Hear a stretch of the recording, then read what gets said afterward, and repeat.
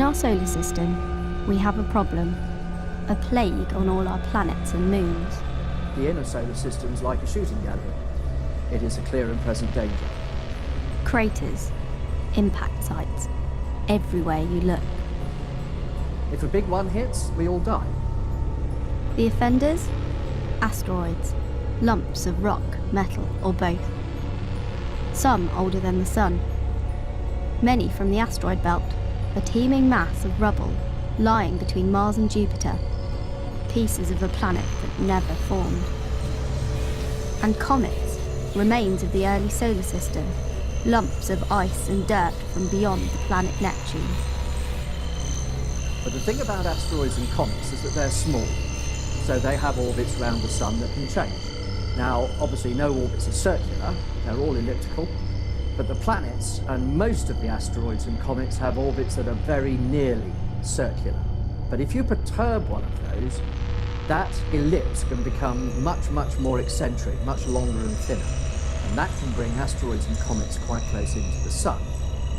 Now, if that happens, of course, then planets and their moons can get in the way. And that's when we get hit by stuff.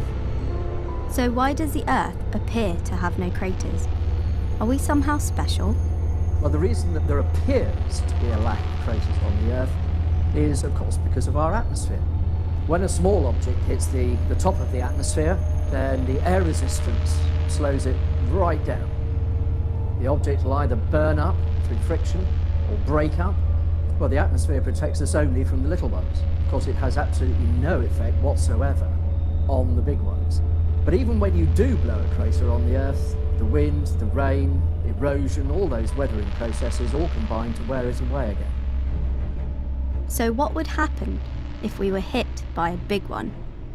An asteroid would be hitting the Earth at somewhere between 15 and 20 kilometers per second. When a 10-kilometer sized rock hits the ground, the rock itself simply vaporizes. So what you get is a nice big explosion under the ground. That blows a crater, and if your rock was about 10 kilometers across, you'd expect a crater about 200 kilometers wide. The heat and the blast from the explosion itself is going to take out, well, certainly the area of a large country. The material blown out in that explosion is what really does the damage. You set the sky on fire, which means on the ground underneath, of course, you're under the grill. And it'll also set fire to forests and brushland globally. The smoke and the soot from those brush fires then combine with the dust that was blown out in the atmosphere to simply blanket the planet. Add all of that together and we have a really bad day. The last time this happened, it wiped out the dinosaurs. Is there anything we can do to avoid the same fate? The first step is to scan the skies for anything that could pose a threat. But what we're actually looking for, of course, is something that moves. Asteroids look like stars, but because they're members of the solar system, they move relative to stars.